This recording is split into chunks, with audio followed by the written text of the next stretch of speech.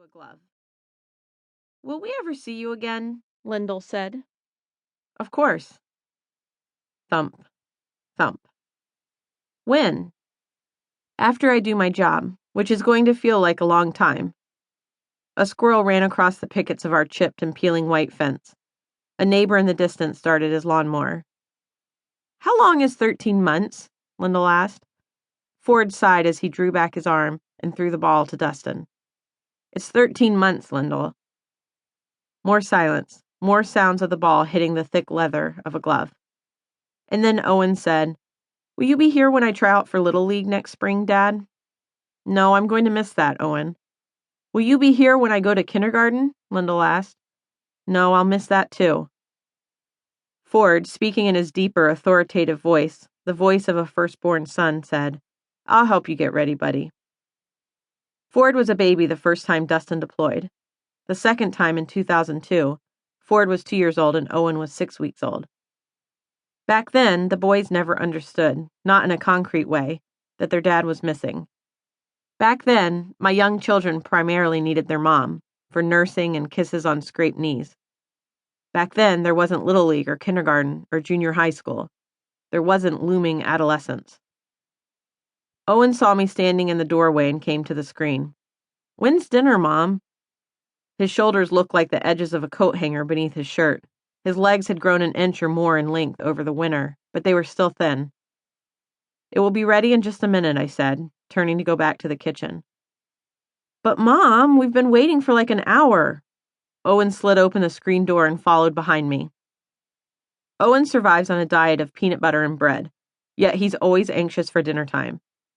One day, after he had been pestering me for several minutes, I turned around and said, "Why do you care when dinner will be ready? You're not going to eat it anyway." Owen had looked up at me through his long, straight hair hanging too far past his eyebrows and said, "I just want to sit together at the table." At a different time, I told Lyndall that we were eating leftovers for dinner, but that he could have cold cereal or a grilled cheese instead. Lyndall said, "I like the nights when we all sit down and eat the same food, Mom." Apparently, dinner time is about more than just eating. I went past Owen with a bowl of spaghetti sauce. Steam followed in a trail behind me. I set the bowl on the table and said, "You can call your brothers and Dad in now." Soon, feet pounded on the wood deck. Ford threw his ball and glove on the ground. Dustin told him to put it where it belongs. "What if it rains tonight, Ford? You can't leave your glove out in the rain." Lyndall came into the kitchen and grabbed my legs. "What's for dinner, Mama?" His hands were covered in powdery gray dirt. "Everyone needs to go wash their hands," I called out over his head. "But hurry, the spaghetti will get cold." Dustin took Lyndall's hand and led him to the hall bathroom where Ford and Owen already had the water running and were eagerly scrubbing their hands in between yelling about giving each other more room. I knew that dribbles of dirty water would be slung across the pedestal sink and the floor by the time all four of them had finished. I took my place at the table and waited. One by one, the boys and Dustin came to their seats, hands still dripping with water. Ford had a large, round, wet spot on the front of his shirt, and he was dragging his left hand across his chest. Our dinner table is a 5-foot-long wooden farm table passed down from my parents.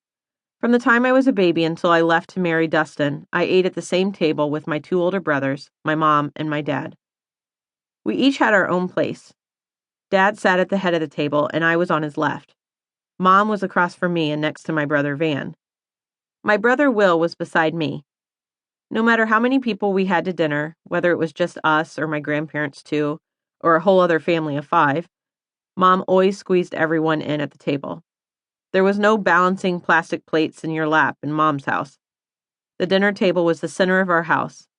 I sat there to do puzzles or homework, paint by number, play Monopoly, or bake brownies in my Easy Bake oven.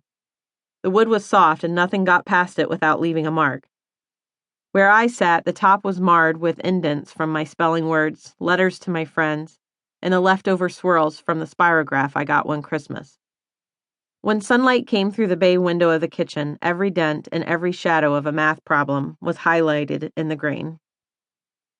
When Dustin and I moved to Maine, my parents gave us the family dinner table.